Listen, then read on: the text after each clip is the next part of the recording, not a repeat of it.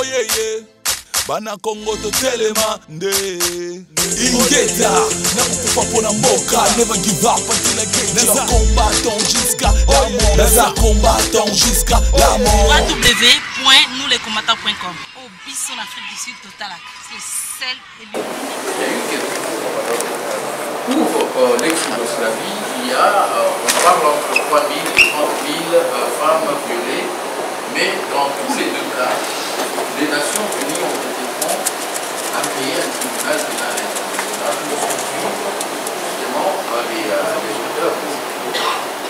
Et ce tribunal n'est pas chimère parce que bon, ça a commencé en 1994-1993 et ce n'est pas encore fermé. Donc 20 ans après, nous espérons que ça va fermer le 30 décembre 2014, mais ça fait 20 ans que l'on continue à juger les gens qui ont tué un nombre aussi restreint. Et pendant ce temps, les crimes commis au Congo vont bientôt arriver à leur 17e année, sans que les Nations Unies bougent un doigt et sans que les Nations Unies disent voilà, nous devons faire ceci, cela. Le reportage du docteur Mukwege, qu'est-ce qu'il nous apprend? Il nous apprend que ce dont nous sommes en train de parler, ce n'est pas de ce qui s'est passé en 1994 ou en 1997. Dans le cas du Rwanda, on parle au passé de ces choses-là. Dans le cas d'ex-Yougoslavie, on parle au passé de ces choses-là. Mais le reportage du docteur Mukwege, c'est qu'aujourd'hui, au moment où nous parlons, il continue à poudre les femmes qui continuent à être violées. C'est ça justement qui est assez choquant dans la façon dont les Nations Unies traitent les victimes congolaises. Et c'est pour cette raison-là que, avec 52 personnalités féminines de haut niveau, c'est dit tout simplement il faut aller bousculer tous ces hommes là où ils sont. Et moi je veux vous dire que la plupart des gens que nous avons contactés ont accepté de nous recevoir, mais le premier obstacle que nous avons eu vient d'un homme africain qui a pratiquement coulé toute sa vie très heureusement. Mais moi je peux vous dire tout simplement que Abdou Diouf pourrait éventuellement quitter son mandat sans accepter de recevoir les 52 personnalités féminines. Ce qui est à la fois une honte pour l'Afrique et puis une humiliation supplémentaire pour ces femmes que l'Organisation internationale des francophonies refuse de recevoir la déclaration qui est destinée au secrétaire général de l'OIF. Et au secrétaire général de l'OIF, la question que nous posons est simple. Qu'on dise que ce sont des Congolais, que le gouvernement congolais ne sait pas se débrouiller ou ne sait pas défendre ses citoyens, passe encore. Qu'on dise que les Congolais sont concernés mais ils se débrouillent mal, passe encore. Mais la question que nous posons à Abdou Diouf et à la francophonie, c'est 500 millions, c'est 500 000 femmes et c'est 6 millions de femmes qui ont été, d'hommes qui ont été massacrés. Sont seulement des Congolais ou alors est-ce que vous considérez que ce sont des francophones? Si vous considérez que ce sont des francophones, vous devez nous dire qu'est-ce que vous faites en tant qu'organisation internationale de la francophonie pour défendre ces francophones-là. Parce que 6 millions de morts, ça veut dire tous les Congolais massacrés. Ouais. Ça veut dire tous les Congolais de Brazzaville massacrés. Ça veut dire tous les Burundais massacrés. Donc comment est-ce que vous pouvez rester indifférent en face de ces choses-là? Donc ça c'est la question que nous avons posée à Abdou Diouf et que Abdou Diouf, qui veut attendre bien entendu la fin de son mandat en septembre, veut éventuellement ôter en touche, ne pas accepter, ne pas avoir à répondre à cette question. Voilà un peu le combat en gros où nous en sommes. Nous demandons seulement que l'on traite les femmes congolaises comme on a traité les femmes bosniaques et comme on a traité les femmes rwandaises. Et que donc, en toute dignité, que les coupables puissent être déférés devant les tribunaux. C'est tout ce qu'on demande. On ne demande pas de faire la guerre et tout. On demande seulement que les Nations Unies et la communauté internationale qui fait la pluie et le beau temps en Afrique au nom des droits de l'homme, au nom de ceci, cela, qu'il accepte au moins que c'est le minimum que demandent les victimes, que l'on puisse au moins commencer à poursuivre les bourreaux. Voilà ce que j'avais à dire et je pense que maintenant il me faut seulement remettre la parole à Message.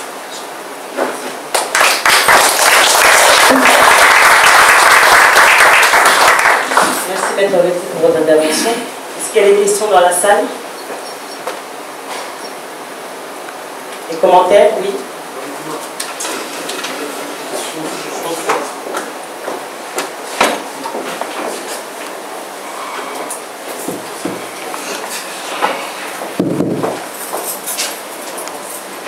Bonjour Bécaïné, je m'adresse à Maître Betty.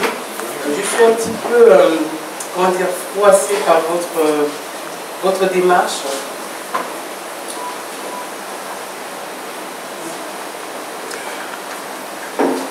Oui, par votre démarche par rapport à Abdou Diouf, vous venez de nous dire que vous vous êtes adressé à lui en disant que ces femmes congolaises étaient-elles des francophones, mais vous n'avez pas spécifié qu'elles étaient des Africaines avant d'être francophones. Est-ce que c'était pas mieux de faire appel à la solidarité africaine au lieu de faire comment dire, appel à la francophonie? Je trouve que oui, vous n'avez pas assez insisté sur le oui, c'est que moi je le prenais, nous le prenons comme secrétaire général de l'OIF. On ne le prend pas comme ancien président du Sénégal ou comme africain. Parce que dans notre démarche, il est question de nous tourner vers Madame Zuma, qui est pratiquement présidente de la Commission de l'Union africaine. En tant que femme et en tant que présidente de l'Union africaine, notre interrogation vis-à-vis d'elle, c'est de dire, il faut que vous vous leviez, en tant que femme d'abord, et puis en tant que femme politique, il faut que vous disiez aux Nations Unies que ces valeurs-là, ou du moins ces viols des femmes, ne font pas partie des valeurs de l'Afrique. Nulle part, en tout cas, les Africains ne considèrent leur mère, leur sœur de cette façon-là. Il faut donc que ce soit elle qui aille dire ce ne sont pas des valeurs des Africains, et donc nous demandons à ce que ces gens-là soient punis. C'est le message qu'on réserve. Donc on ne peut pas à la fois dire à Abdou Diouf ce qu'on voudrait réserver aux Africains. Et il fallait laisser Abdou Diouf dans la position qui est la sienne, parce qu'à la fois il préside les Suisses, les Canadiens, les je ne sais quoi, tous les francophones du monde.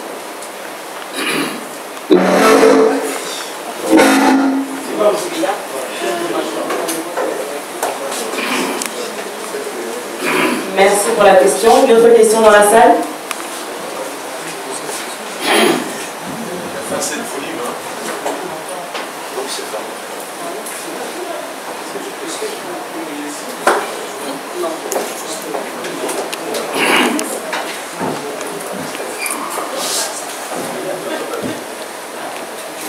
Oui, pour Linda, nous savons très bien que les Rwandais utilisent...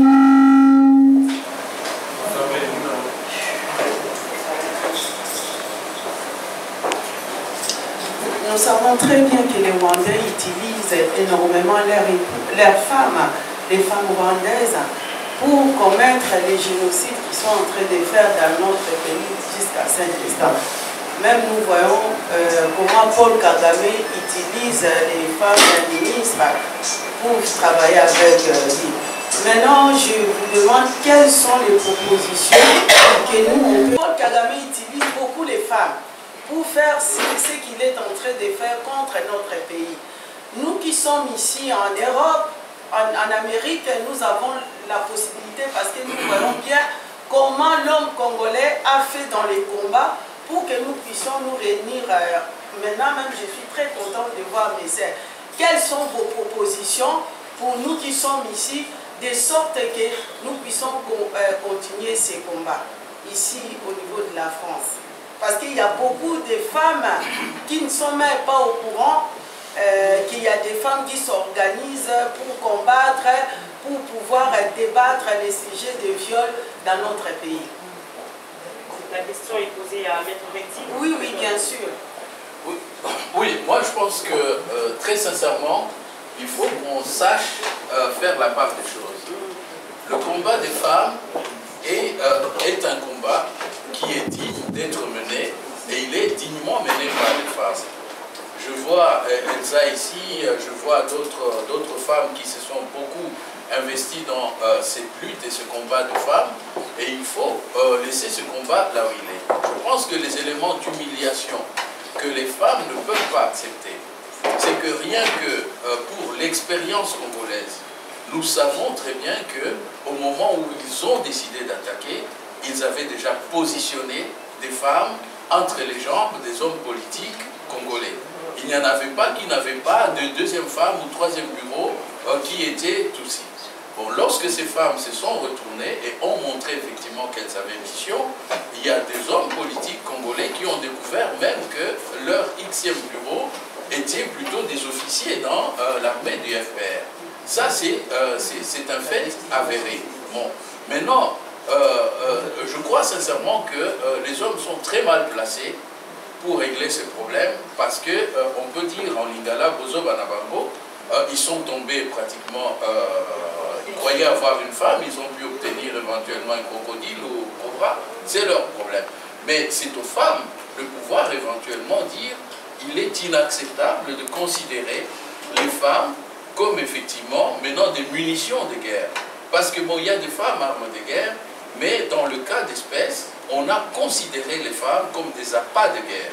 Et ce n'est pas normal, et je pense effectivement que c'est un discours que les féministes devraient éventuellement être en mesure de tenir. Mais maintenant, qu'est-ce que les femmes congolaises peuvent faire? De la diaspora. Bon, c'est que moi je dirais tout simplement, il faut éviter d'être aussi des munitions de guerre, parce que c'est humiliant. Mais par contre, ce que vous pouvez faire, c'est en tant que citoyenne, vous dire, bon, qu'est-ce que moi, personnellement, je fais pour mon pays. De la même façon qu'un homme peut se poser la question de savoir qu'est-ce que moi je suis en train de faire pour mon pays. Il y a des femmes qui sont dans l'armée, vous avez vu à côté de Mamadou Ndala, il y avait quand même des femmes garde-corps. Bon, il y a des femmes qui ont défilé parce que, bon, elles se disent tout simplement, nous, notre place c'est dans l'armée. Mais il y a aussi des femmes médecins, il y a des femmes, chacun de la place qui est la sienne doit pouvoir s'interroger, qu'est-ce que je fais pour mon pays?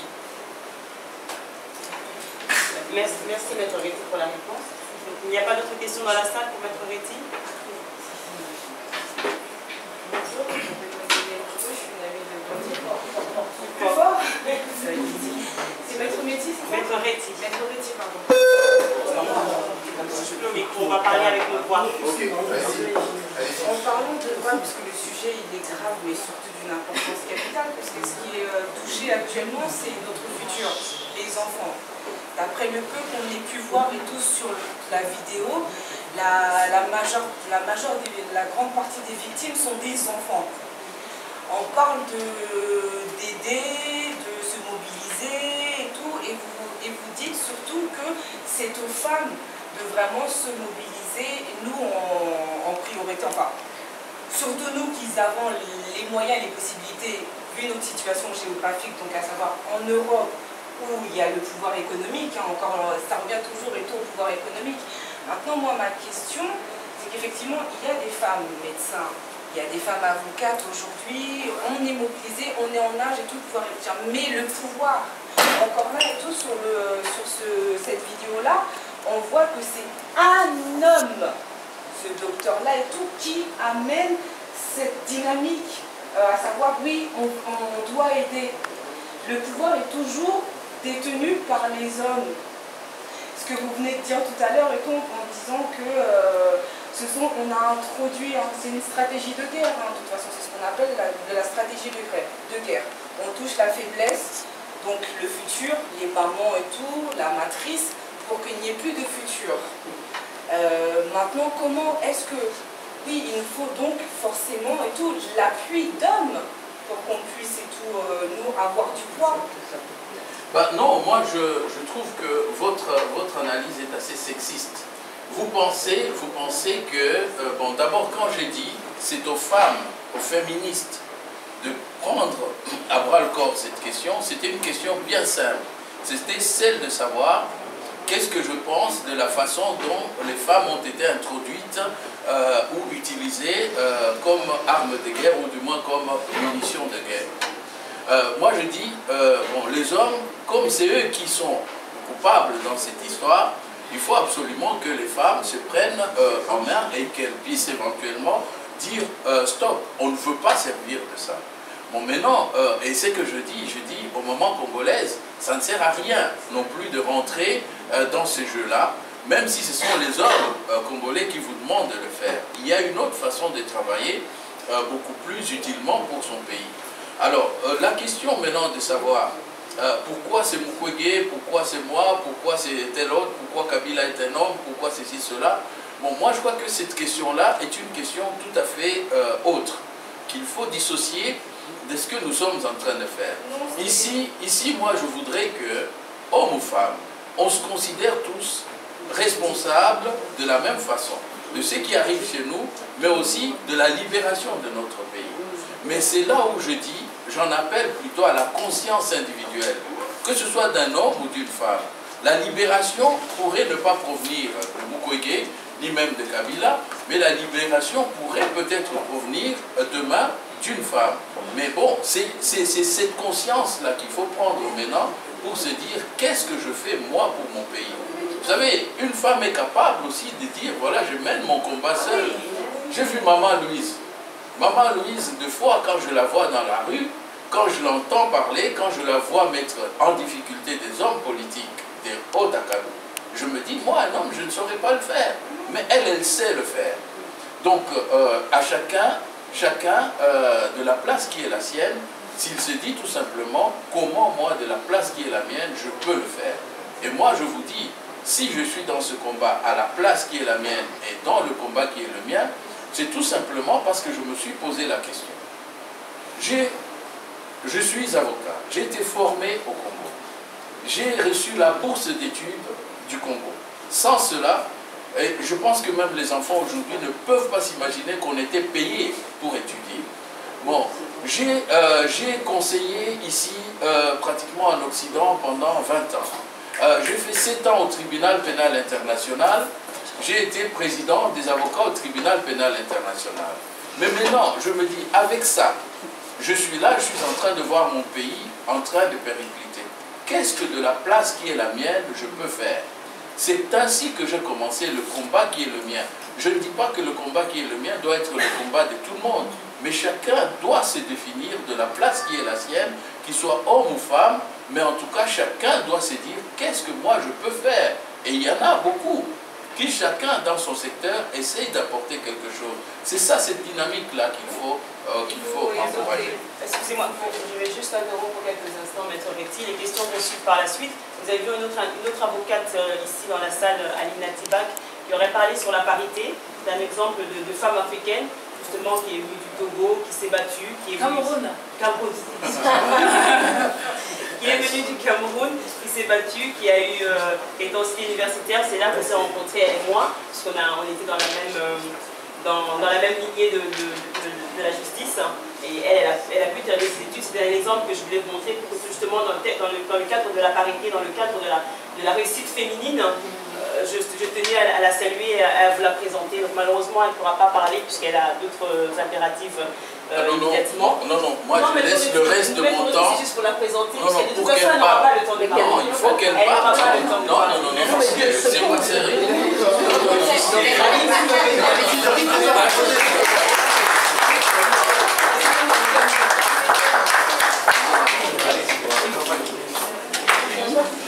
Je suis désolée d'être restée comme ça. En fait, mon sujet est tout autre. Ce n'est pas le sujet sur le Congo, parce que moi je suis d'origine camerounaise. Donc Blandine m'a dit que je pouvais parler de la parité. Mais la parité en France, parce que je peux dire peut-être un petit mot sur la parité en Afrique, en fin de propos, mais c'est la parité en France.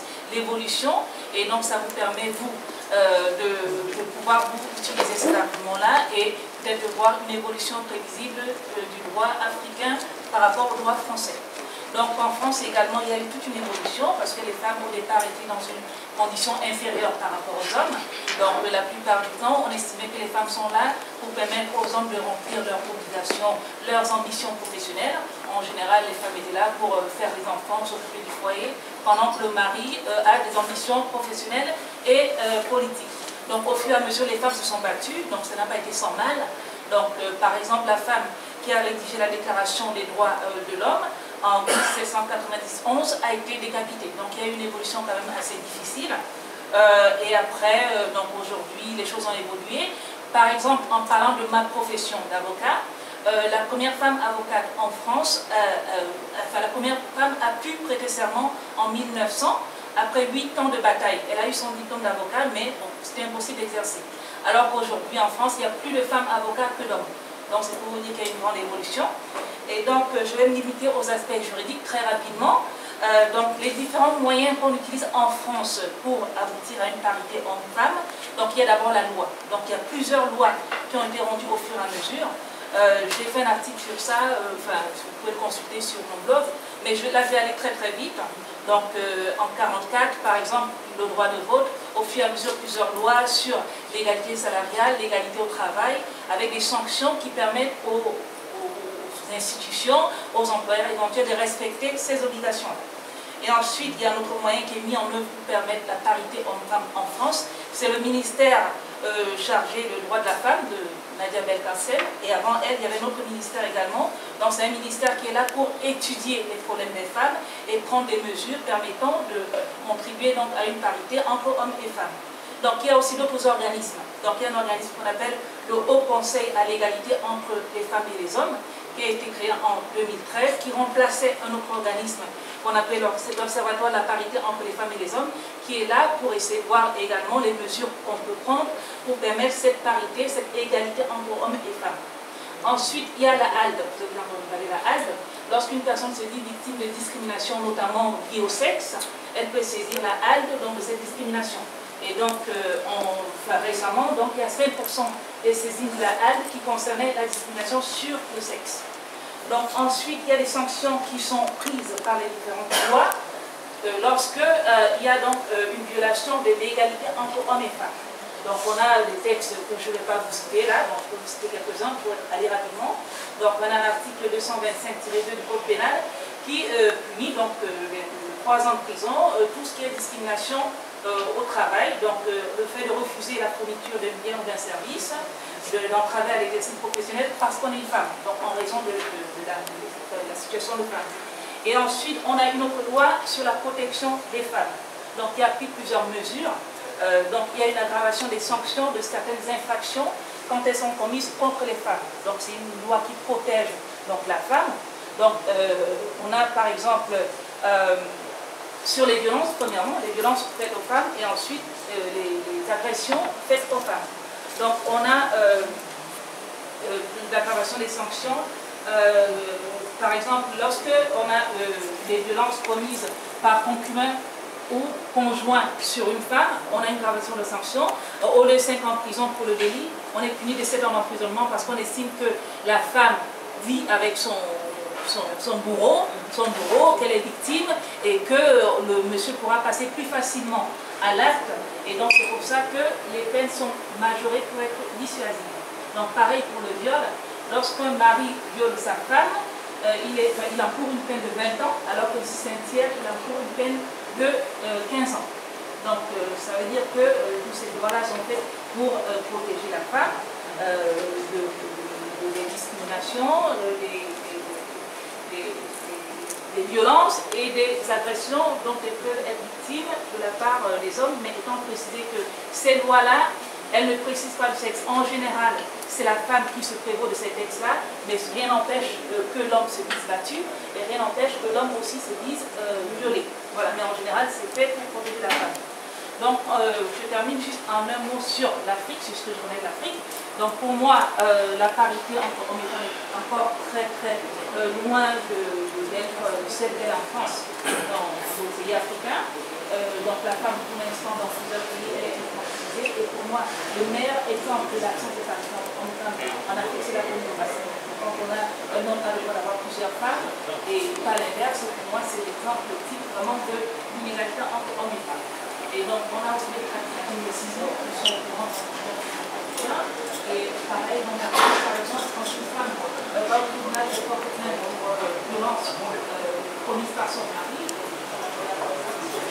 c'est normal, c'est pas comme ça, donc les gens sont très surpris et on ne sait pas si c'est vraiment une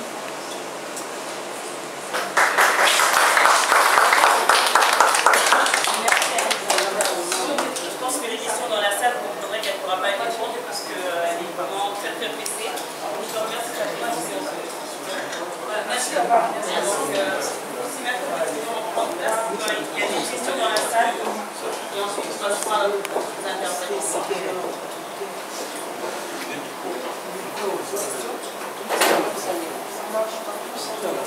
Vous avez dit qu'il y avait une question dans la salle, vous m'avez dit tout à l'heure, non? Bonjour, effectivement. J'avais une petite question par rapport à. Donc, on peut dire que une femme, effectivement, savoir comment se protéger. Et moi, j'allais dire, en fait, il n'y a aucun droit actuellement, on voit que les femmes peuvent aller se protéger clairement. Et deuxièmement, c'est comment les femmes au Congo ils peuvent se protéger face aux violences c'est que cette histoire-là de femmes, etc., je crois que c'est un peu tiré par les cheveux. La femme, c'est d'abord un homme, c'est un être humain. Donc tous les droits qui sont des droits de l'homme sont des droits des femmes. C'est pour cela d'ailleurs que dans certaines circonstances on dit finalement des droits humains, pour au moins ne pas laisser penser qu'il s'agit éventuellement des droits qui sont ou qui appartiennent à l'homme. Donc ça c'est une première chose. Une deuxième chose, il faut savoir que quelquefois la question des droits aussi c'est assez artificiel. C'est une culture. Bon, par exemple tout à l'heure on a dit la polygamie c'est une inégalité. Bon, allez dire ça à ma grand-mère, elle vous dira, écoutez, allez vous faire voir. Bon, parce que pour elle, c'était dans sa culture. Deuxièmement, la polygamie, et on nous parle beaucoup de choses, des inégalités. C'est que, par exemple, ma consoeur a dit ici tout à l'heure, il faut vraiment savoir resituer les choses dans leur contexte. Tous ceux qui étaient là, vers les années 50-60, ont vu que ceux qui ont institué les écoles ménagères, les foyers sociaux, c'était des Belges. C'est le blanc qui est venu en disant, voilà, les hommes, les garçons, on les amène à la machine dans des écoles techniques et les femmes dans des foyers sociaux, dans des écoles ménagères. Nos mamans ont appris à faire coupe-couture, c'était vraiment le summum. Mais ce n'est pas les Africains qui ont introduit ça. C'est les Belges pour le besoin de leur exploitation. Il fallait que leurs boys, il fallait que leurs artisans puissent, en rentrant à la maison, trouver à manger, trouver des meilleures conditions. Bon, aujourd'hui, on peut reprocher ça aux Africains, mais il faut qu'on regarde les choses en face, qu'on se dise effectivement, ce sont les Belges qui avaient introduit ça. Donc aujourd'hui, que les mêmes Blancs viennent nous dire, voilà, écoutez, c'est bête, c'est idiot, c'est ceci, cela. Moi, je pense qu'à un certain moment, chaque peuple doit savoir regarder ce que sa culture lui demande de faire et comment sa culture lui commande de faire. On parle de polygamie, mais beaucoup de gens oublient que la polygamie a deux facettes. Il y a par exemple, dans le Kasaï, des coins où la femme a pratiquement le droit d'avoir à plusieurs hommes. Bon, ça on ne sait pas, on sait seulement que dans la majeure partie, les hommes avaient droit à avoir plusieurs femmes. Mais il y a aussi des endroits et des cultures où une femme peut avoir plusieurs hommes. Bon, prenons par exemple le cas, un conflit entre le code civil au Congo et le code et les traditions. Bon, le code civil au Congo, qui est le code civil belge, dit que les enfants appartiennent au mari, l'autorité parentale est au père. Bon, mais quand vous allez au Bas-Congo, on vous dit l'enfant appartient à la mère. Bon, ça c'était la tradition. Allez demander aux bas congolais d'échanger ça. Bon, beaucoup ont des problèmes avec la loi parce qu'ils ne veulent pas changer. L'enfant appartient à nos corps. Bon, donc il faut voir les cultures, il faut éviter éventuellement de tomber dans ce flou où on vous met tout en même temps. Et moi je dis, à force de suivre pratiquement les Occidentaux dans toute leur pérégrination, vous allez vous retrouver dans la situation où maintenant, vous voyez par exemple qu'à Berlin, on vous dit, si vous voyez quelqu'un dans un jardin public à Berlin qui est nu, n'appelez pas la police parce que la police ne va pas venir, c'est leur droit d'être nu. Et moi je me retourne, j'ai dit, mais mon grand-père, quand il descendait en ville avec ce cache-sexe, on lui disait rentrez vite. Et à coup de chicotte, parce qu'il n'était pas bien habillé, il fallait qu'il mette une culotte. Maintenant, le même blanc, il commence à réclamer le droit d'être nu. Bon, qui avait raison finalement, qui était plus développé que l'autre? Si 50 ans après, ils se rendent compte qu'ils ont le droit d'être nus et que c'est bien d'être nus. Mais nos grands-parents ont été tabassés pour avoir été nus. Je pense que l'intervention de Maître, dernière question. Par rapport au dossier que M. Diouf a laissé sur moi, là tout à l'heure vous allez contacter Mme Zouma pour qu'elle prenne le relais. Moi je ne sais pas, est-ce que Mme Zouma peut faire quelque chose pour le Congo? Parce que moi personnellement je pense que cette femme, elle est pour ce que Kabila est en train de faire au pays. Donc tout ce qui se passe, l'Afrique du Sud est d'accord avec tout ce qui se passe au pays. Donc, je ne sais pas, par rapport à ce dossier, c'est une suggestion. Est-ce que vous pouvez, quand vous allez rencontrer, je ne sais pas, les Occidentaux par rapport à notre dossier, si vous pouvez ramener quelques mamans congolaises avec vous, parce qu'au moins nous, en tant que femmes, on saura comment parler à ces gens-là, à ces personnes. Je ne sais pas qu'est-ce que vous en pensez, parce que vous êtes un homme, quand vous partez, vous parlez en tant qu'homme. Nous, on se met à la place des femmes qui subissent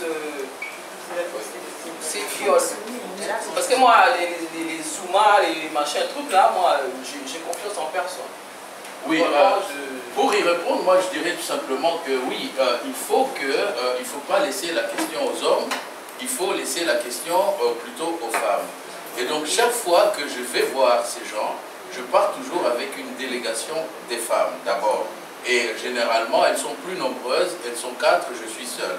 Donc premièrement. Deuxièmement, dans chaque démarche... Les femmes occidentales? Non, dans chaque démarche que je fais, j'y joins des Congolaises.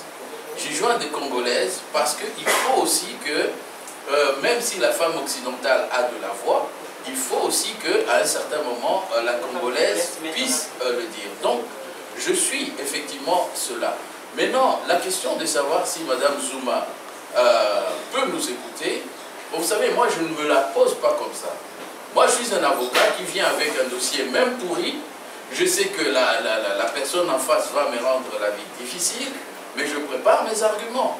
Donc, je ne fuis pas le débat parce que en face de moi, il y a quelqu'un qui a ses idées. Au contraire, j'ai plutôt intérêt à savoir que cette personne ne nous aime pas, pour savoir comment organiser la façon de lui parler. Alors, Mme Zouma, elle est sud-africaine. La République sud-africaine a aidé les Rwandais, nous le savons. Bon, son mari est président d'Afrique du Sud. Bon, mais est-ce pour autant qu'elle est incapable de raisonner? Non. Je pense que quand on l'amène dans un raisonnement logique, en lui disant clairement, écoutez, vous êtes une femme, est-ce que vous acceptez qu'une femme puisse être traitée comme ça? Je sais qu'elle va dire non, parce que si elle disait oui, elle se discrédite elle-même. Bon, deuxièmement, je vais lui dire, vous êtes africaine, est-ce que vous pensez que c'est dans les valeurs africaines, est-ce que c'est autorisé qu'on fasse ça? Bon, troisièmement, maintenant, vous avez la responsabilité. Et c'est vous les femmes qui parlez de la parité. Vous voulez absolument qu'on vous donne des postes de responsabilité. Et donc, quand on vous donne des postes de responsabilité, il faut savoir les assumer. Et moi, j'ai réussi quand même, avec les 52 marraines, à dire et à faire dire que ce que Mme Benguigui a fait au Congo n'est pas acceptable. Parce que Mme Benguigui a profité d'une tribune où pratiquement, après avoir fait des fanfaronnades, etc., des chambres 5 étoiles, ils n'ont pas parlé un seul instant du tribunal pénal international alors qu'on a tiré son attention là-dessus. Et alors même que son président nous avait déjà reçus. Donc, elle a été mise à l'écart. Pour moi, j'estime tout simplement qu'elle a mérité d'être mise à l'écart. Deuxièmement, Madame Mary Robinson, cette femme-là est une ancienne haut-commissaire des Nations Unies pour les droits de l'homme. C'est une femme. Et aujourd'hui, elle s'occupe de la question de la région des Grands Lacs. La question qu'on lui pose à elle, Madame, allez-vous considérer que vous allez régler ce problème sans traduire un seul coupable en justice? Quand il s'agit d'un homme qui viole sa femme ici, en Occident, vous collez 20 ans. Mais maintenant, alors que, bon, là, ça reste encore des choses quelquefois difficiles à prouver ou à démontrer. Mais lorsque vous avez pratiquement des gens qui violent, qui massacrent 500 000 femmes, vous vous dites, voilà, non, non, non, écoutez, faites-le venir à la table, on va négocier, on va lui donner plus de postes. Vous êtes une femme et vous dites ça? À quoi sert la parité alors? À quoi sert la parité si c'est une femme qui est en train de faire ça? Bon, nous allons au Congo. Ministre de la Justice, une femme, très bien. Vous avez une femme ministre de la Justice. Mais qu'est-ce qu'elle a fait? Qu'est-ce qu'elle a fait? Elle a été la première à demander au Parlement de voter une loi d'amnistie pour les M23. Bon, est-ce qu'elle a introduit une loi comme l'impose la concertation nationale? Est-ce qu'elle a introduit une loi pour dire, voilà, il faut d'abord poursuivre les coupables? Non. Alors, donc, est-ce qu'il a demandé qu'il faut créer un tribunal pénal international? Non. Alors, donc, moi, je dis tout simplement, à un certain moment, parité ou pas parité, à un certain moment, les femmes, comme individus, devraient aussi se demander, est-ce que je suis vraiment à la hauteur de la tâche qui est la mienne? De la même façon qu'un homme doit se poser la question, est-ce que je suis à la hauteur de la tâche qui est la mienne? Donc, il ne faut pas faire du sexisme. Ce n'est pas parce que c'est une femme qu'elle doit être laxiste, c'est pas parce que c'est un homme qui doit être laxiste. C'est ça l'égalité. Non, je veux dire, elle ne va pas non plus oublier le dossier comme le fait Diouf. C'était ça. Merci pour votre question. Donc, je pense qu'on va passer au prochain intervenant. Donc, merci beaucoup. Merci, Maître Lavetti.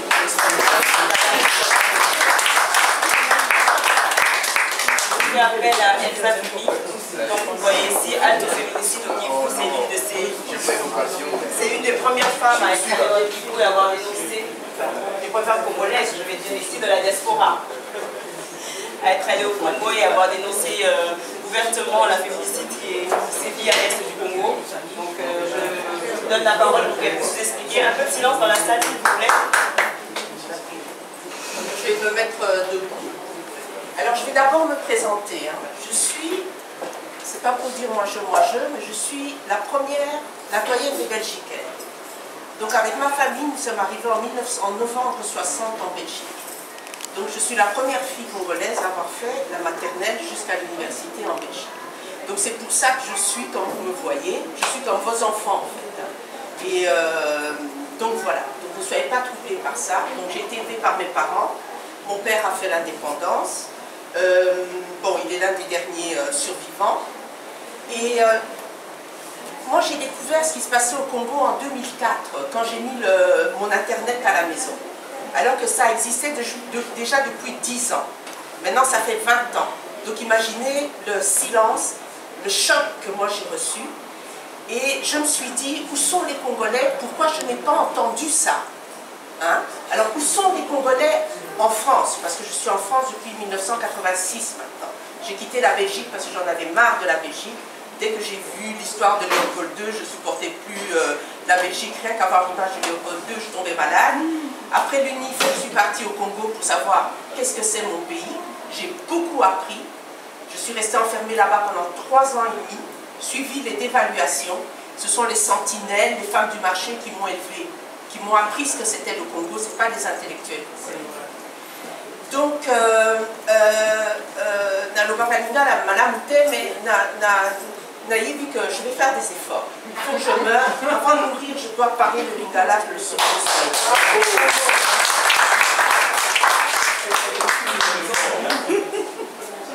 donc je vois, notre papa nous a toujours élevés comme si on devait rentrer au pays.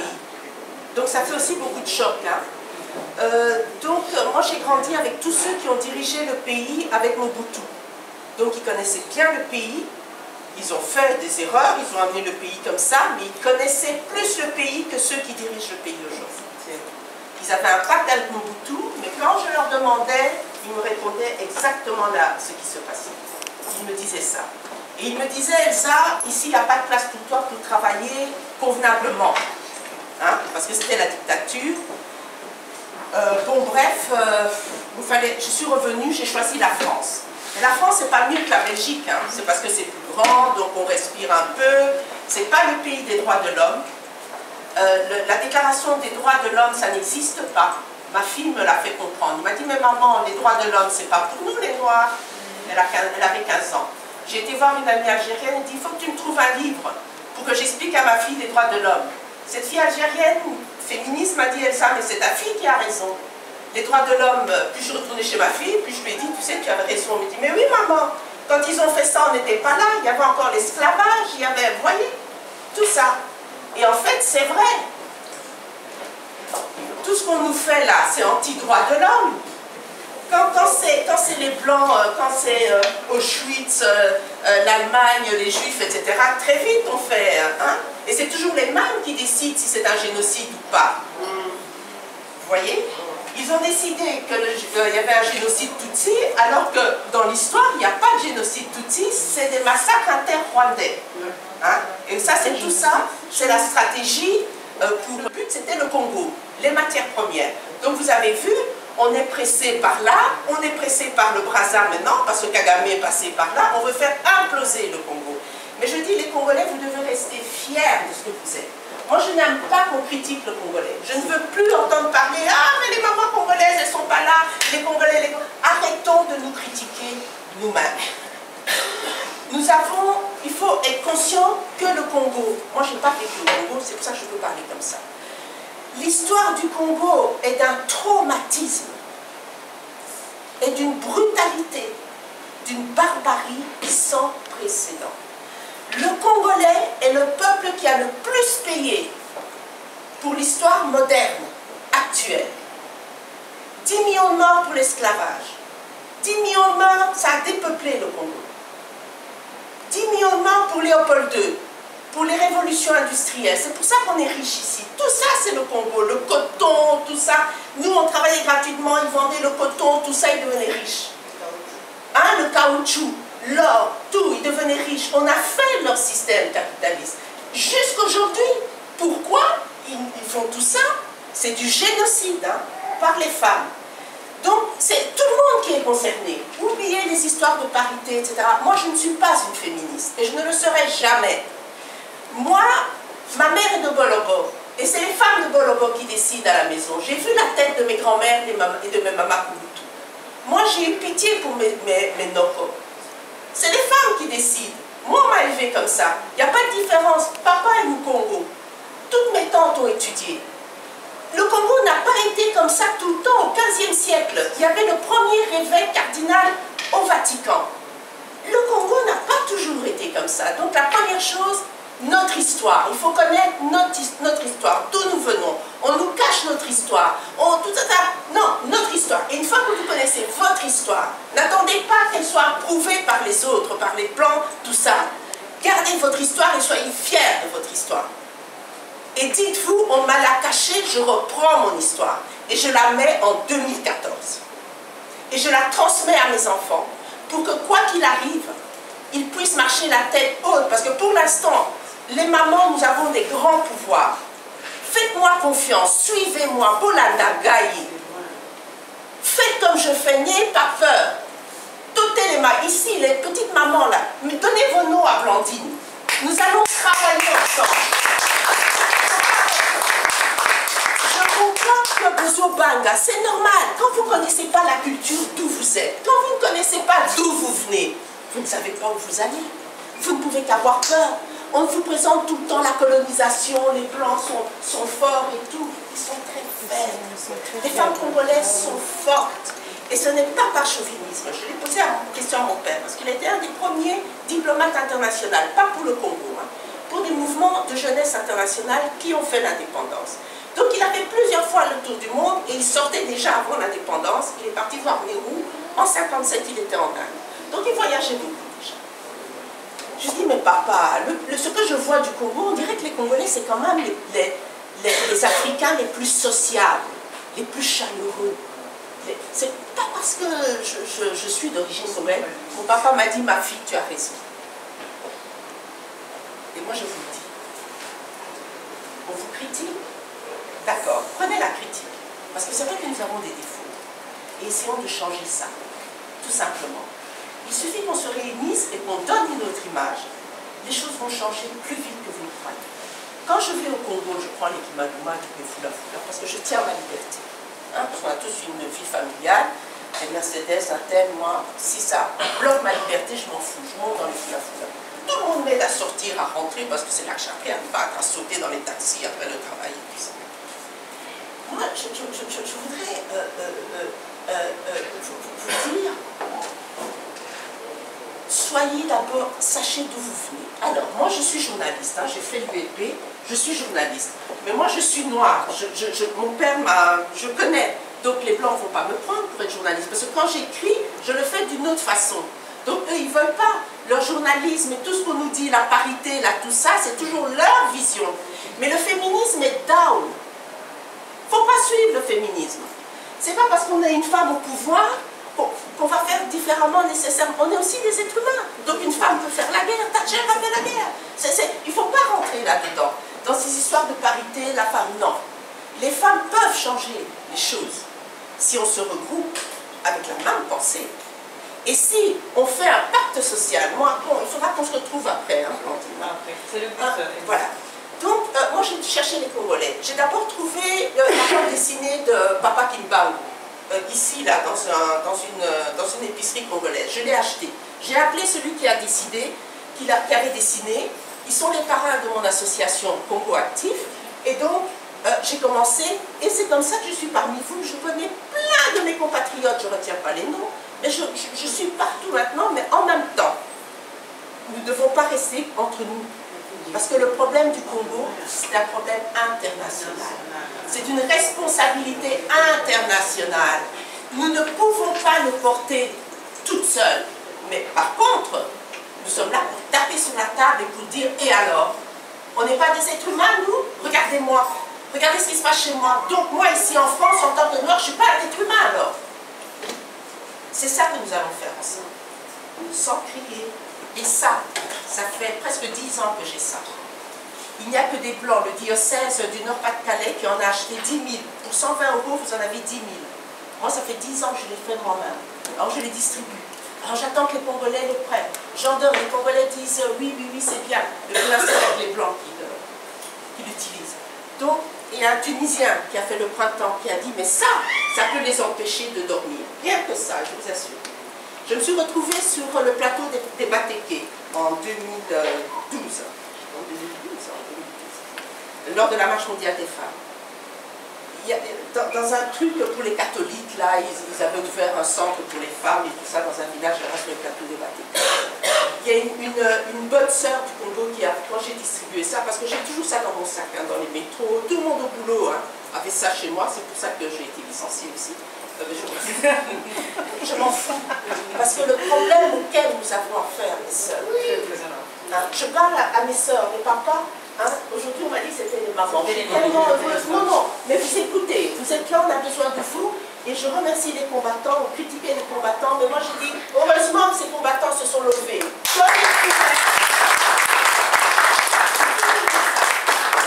J'étais toute seule à faire ça. Je dis non, moi je suis là, je veux être la maman des combattants. Je ne vais pas dire mon âge parce que femme. Je dis heureusement que nos enfants se sont levés, qui n'ont pas suivi ces bazos parfois, qui sont tout le temps là comme ça et qui savent mais qui font rien. Ça c'est de la bêtise criminelle. Heureusement avec ce qu'ils avaient, je ne supporte pas non plus les Congolais, pas les combattants. Parce qu'ils ont fait avec ce qu'il fallait, s'ils avaient. Maintenant, moi je me mets dans le train rapport au relationnel avec l'opinion publique française, je suis avec vous. Utilisez-moi, dites-moi ce dont vous avez besoin. Moi, je le ferai pour que ça marche dans l'opinion publique française. Parce que, comme a dit, je ne sais pas, quelqu'un a parlé là, qu'est-ce qu'on peut faire en France? Le problème, il est là. C'est là où nous sommes. C'est l'opinion publique internationale qui peut changer les choses. Ce n'est pas les politiciens, ils le savent tous. Donc moi, je ne vais pas perdre mon temps à aller les voir. Et bon, je donnerai le lien. Au forum des femmes francophones, j'ai parlé. Je me suis retrouvée sur Internet. Ce n'est pas en entier, mais l'essentiel est sous là. Tapez Elsa Vumi sur Internet. Elsa Vumi. V-U-M-I. Et vous verrez à la francophonie.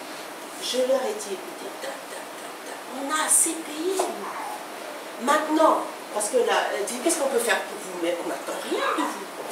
Les femmes là-bas, parce qu'il faut parler comme les femmes du terrain, c'est là-bas que ça se passe, c'est pas ici. Hein.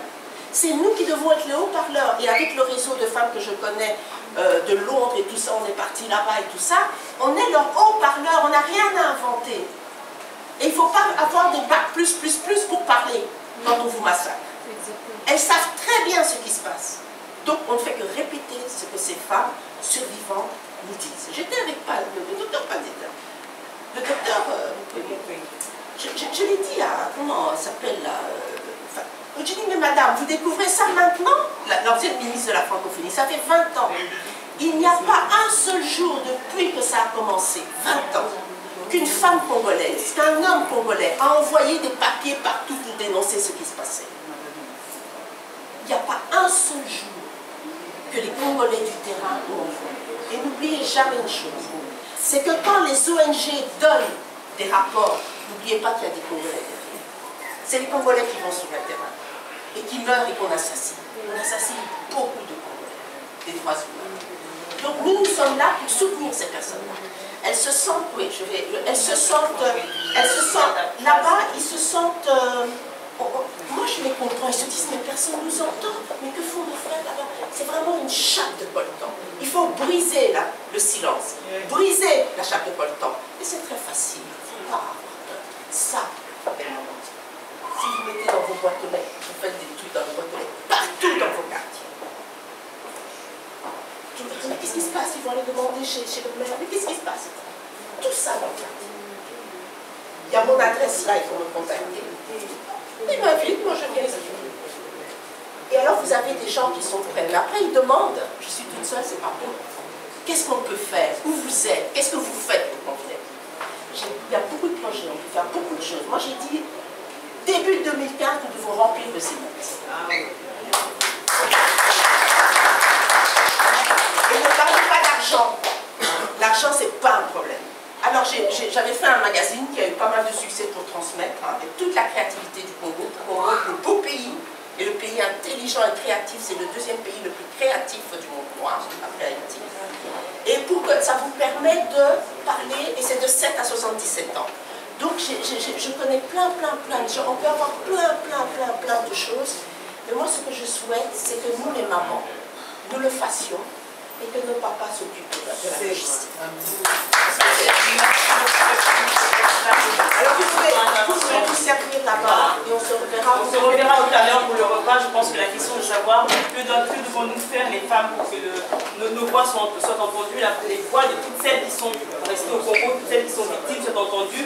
On débattra ça tout à l'heure autour de la table quand on fera un repas. Je vais passer la parole à nos sponsors panafricaines, à Madame Martine Kievoa, qui est présidente des ressortissants du COEO en France. Donc c'est l'ARDFP en charge du dossier des victimes de Oué à la CPI. Donc ils ont déposé plainte contre le gouvernement ivoirien pour le génocide qui s'est passé donc en Côte d'Ivoire. Madame Kievoa, si vous pouvez venir prendre la parole.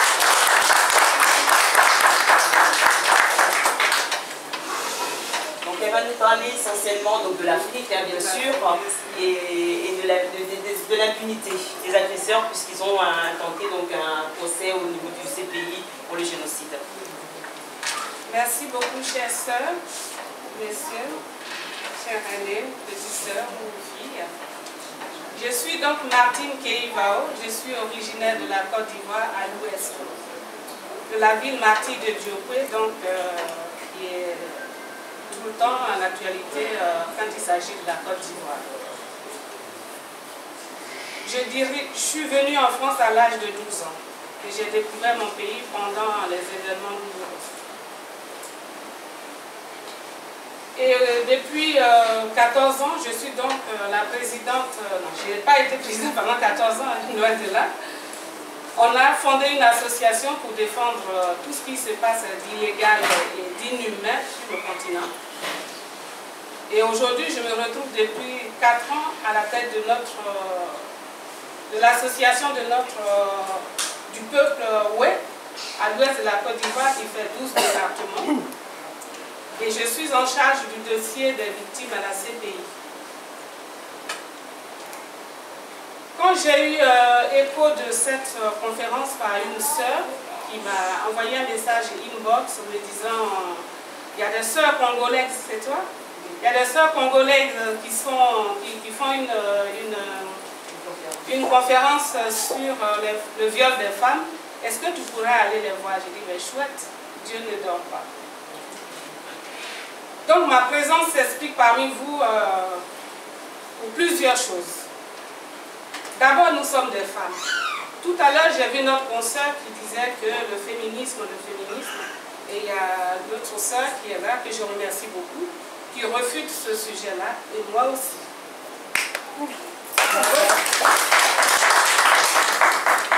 Refusons de s'estimer victime, de se dire victime. Refusons de nous désigner, de nous résigner. Pourquoi dans les conflits, les gens ils s'appuient sur les femmes? Que ce soit dans les conflits, que ce soit pour avoir quelque chose, les gens s'appuient toujours sur les femmes. C'est dire à quel point nous sommes importantes.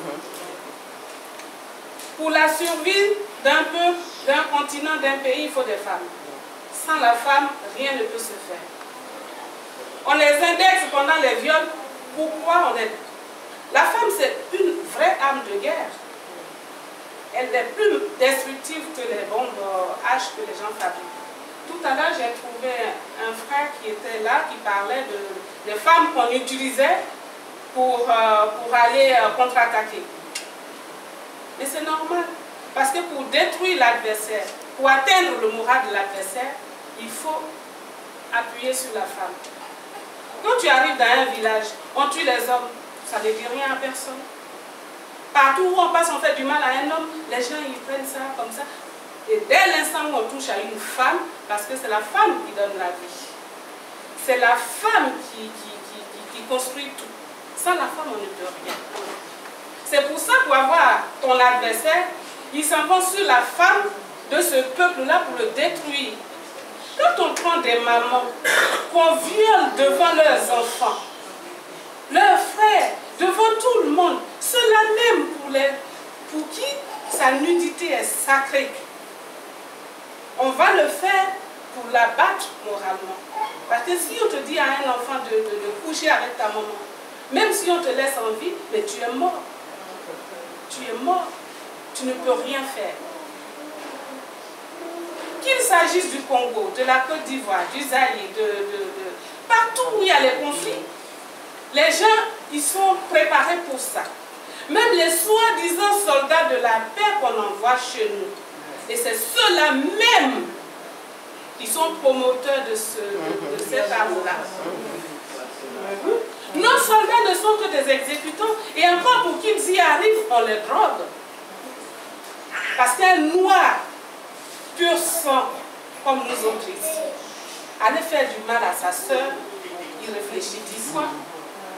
Pourquoi quand on est ici, on trouve n'importe quel noir, on est frère. On trouve les Arabes, on est cousins. Imaginez-vous, moi je vais être dans la rue, un Arabe va me trouver ou bien un Congolais va me trouver parce que je ne suis pas de chez lui. Il va se mettre à me faire du mal. Ce n'est pas possible. Pour qu'il y arrive, on lui force la main. Et notre combat aujourd'hui pour que ce phénomène-là arrête, ce n'est pas à nos gouvernants, parce que ceux-là, c'est des toupies. Qu'est-ce qu'ils ont à foutre de nous? Ils ne savent même pas qu'on existe.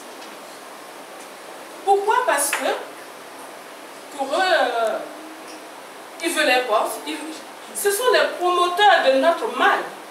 Parce que eux, tuer sa soeur pour avoir ce qu'il a envie, ce n'est pas le sexe qui l'intéresse. Lui, il veut veut être l'homme le plus écouté, avoir les moyens, se permettre je ne sais quoi. C'est ça, c'est des malades. Ils n'ont rien dans la tête. Alors quand je vois dans des sommets, oui, sommets africains, ceci, cela, ils s'en vont, quand je les regarde, mais je rigole. Je dis, mais qu'est-ce qu'ils ont dans la tête, ces gens-là? Moi, j'ai plus de respect pour une mamie dans la rue, une petite fille qui s'asseye là, qui apprend à marcher, plutôt qu'un homme politique. Pour moi, les hommes politiques, j'en ai rien à faire. C'est des malades.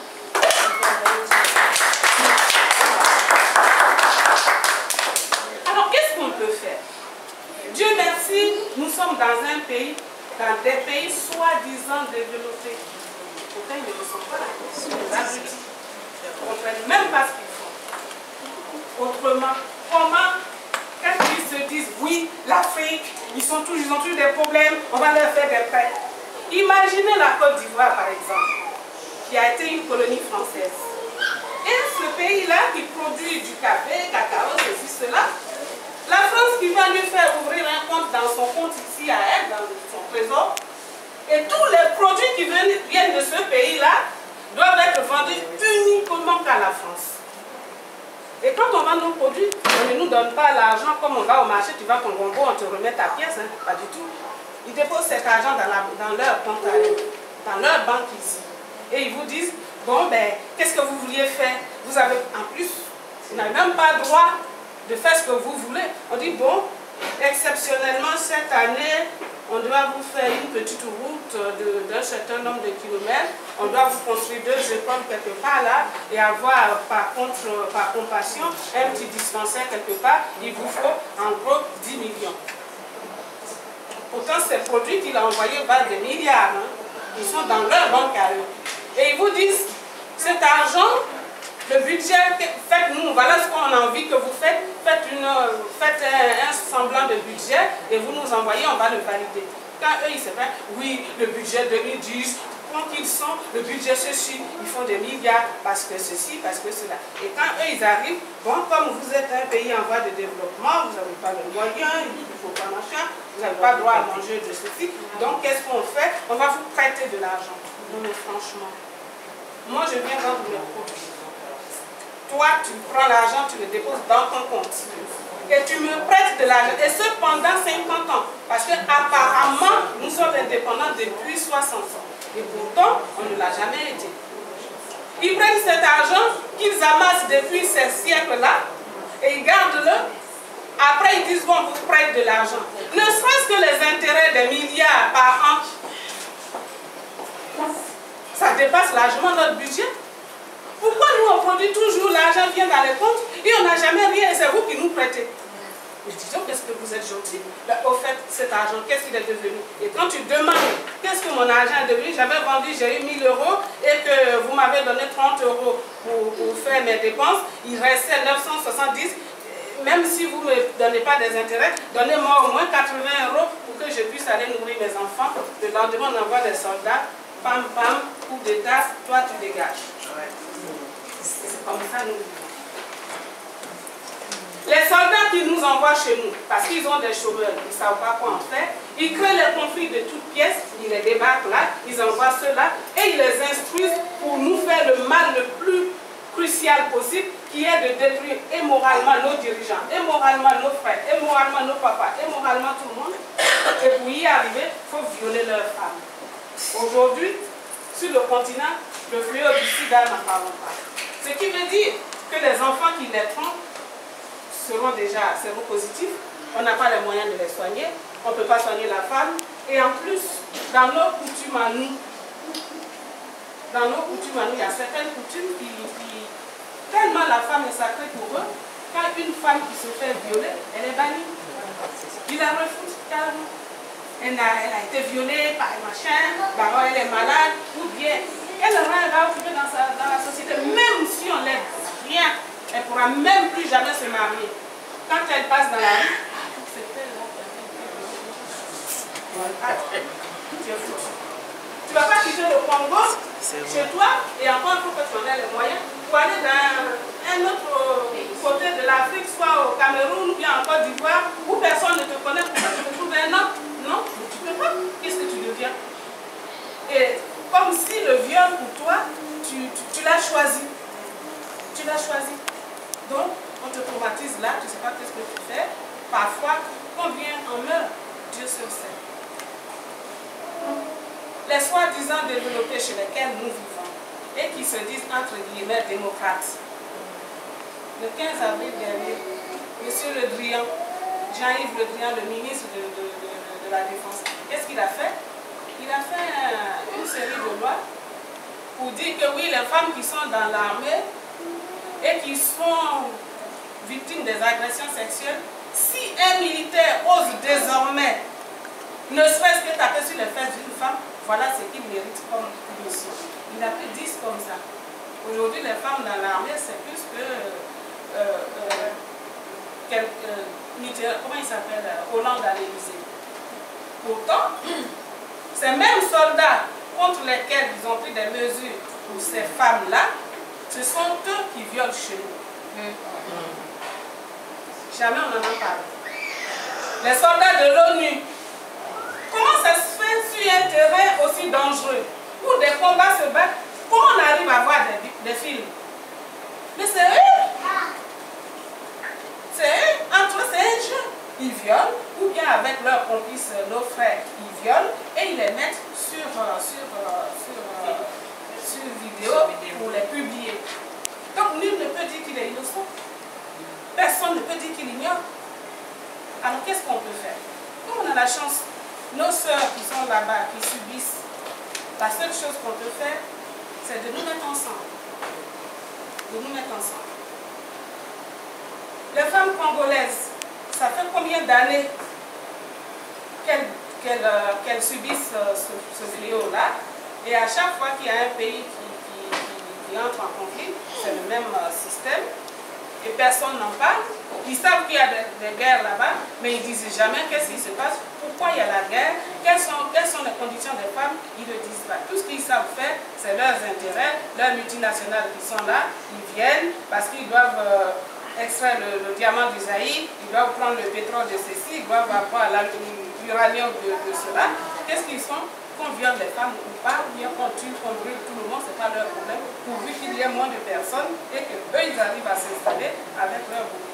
Sinon, depuis quand au monde, ici, il suffit simplement de faire une fausse alerte à bombe, tu as droit à 10 ans de prison. Et chez nous, les terroristes qui viennent nous traumatiser, ils les amènent ici pour les mettre à table de négociation. Bon, comme vous avez fait, vous avez réussi votre mission en quelque sorte. C'est une façon de les récompenser. Vous avez bien agi. Au Congo, vous avez fait 500 000 morts avec autant de femmes violées, machin, qui sont aujourd'hui, la population, elle est résignée à subir ceci. Donc, vous, qu'est-ce qu'on peut faire? Le gouvernement qui est là, le soldat, le candidat du peuple qui est là, qui voulait bien travailler pour le peuple, celui-là, on va le mettre sur la table de négociation avec vous. Si toutefois on l'a pas tué, donc toi, aujourd'hui, tu deviens la reine-mère, tu n'as droit à rien. Le chef des rebelles, il est premier ministre, celui-ci, il est ministre de la Défense, celui-ci, et puis ils font ça, et ça continue. Quand ils finissent avec un autre pays, parce qu'il faut qu'ils aient tout le monde, ils s'en vont dans un autre pays, et ainsi de suite. Mais la seule chose qu'on peut faire, c'est qu'ici au moins, ils sont eux-mêmes pris par leur propre loi. Voilà Sarkozy qui est en train de il n'a rien fait encore, il n'a même pas payé. Mais au moins, ça ne fait que commencer.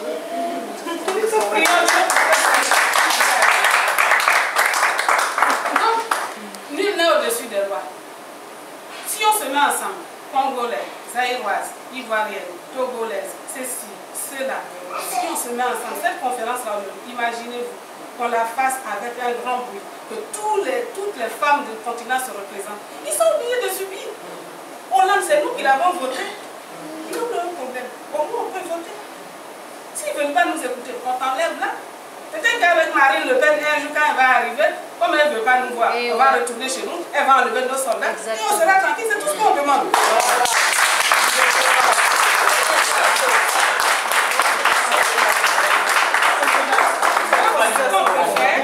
Je suis venue, j'ai entendu, je suis venue, ma soeur m'a appelé, on est venu pour vous dire qu'il faut qu'on se mette ensemble. On peut organiser des marches uniquement que des femmes pour dénoncer partout où on passe, pour qu'on dénonce ça. Et quand, si c'est les politiques, eux, ils ne seront pas gênés parce qu'ils savent. Mais comme leurs femmes à la maison, leurs enfants, leurs filles, personne n'est au front, en tapant à toutes les portes, Dieu merci, on a une journaliste parmi nous. On va essayer de faire du tapage dans ce sens-là. Aujourd'hui, à la CPI, on me dit qu'il ne faut pas aller en Côte d'Ivoire, rester là-bas. Ok, bon, vous avez tout détruit. Je préfère rester ici. Partout où je passe, si tu ne retires pas ta plainte, tu ne remets pas le gars ici. D'autres, à force de m'insulter, quand ils sont fatigués, oui, ma chérie, tu sais, la plainte, si tu la retires, comme ça, le gouvernement, il va aller faire, il va réparer ce qu'il y a chez vous. Je dis, je m'en fous de toi. Si cette plainte-là, c'est qu'elle gêne et puis tu ne veux pas que j'en parle, elle va y arriver. Choco, choco, ça va venir. Aujourd'hui, ça va venir. Mettons-nous ensemble, à partir d'aujourd'hui, s'il y a au Congo quelque chose, on va faire un comité, appeler d'autres filles des autres pays, faire le bouche à oreille, même si on n'a pas dans les raconter si c'est pour dire Stella la championne, donc vous faire passer le message, ça va y arriver. Et on va les emmerder. Ouais, voilà, c'est ça.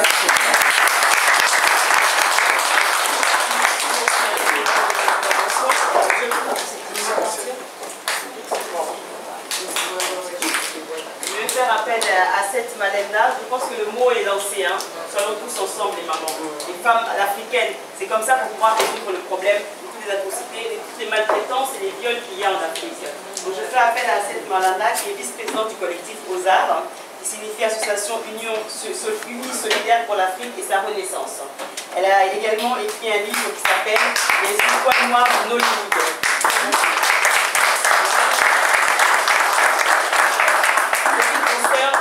Du Congo-Brazzaville, je pense que vous avez vu tout ce qui s'est passé au niveau du Congo-Brazzaville, comment les autorités congolaises de Brazza ont traité les Congolais de Kinshasa, mais nous, peuple congolais, on est ensemble, donc c'est pour ça que cette intervention est importante. Merci. Prochain micro, avec le micro. Bon, c'est bon, ma voix est pas passée, donc excusez-moi, je vais boire un petit coup, parce que j'ai la bouche pas passée.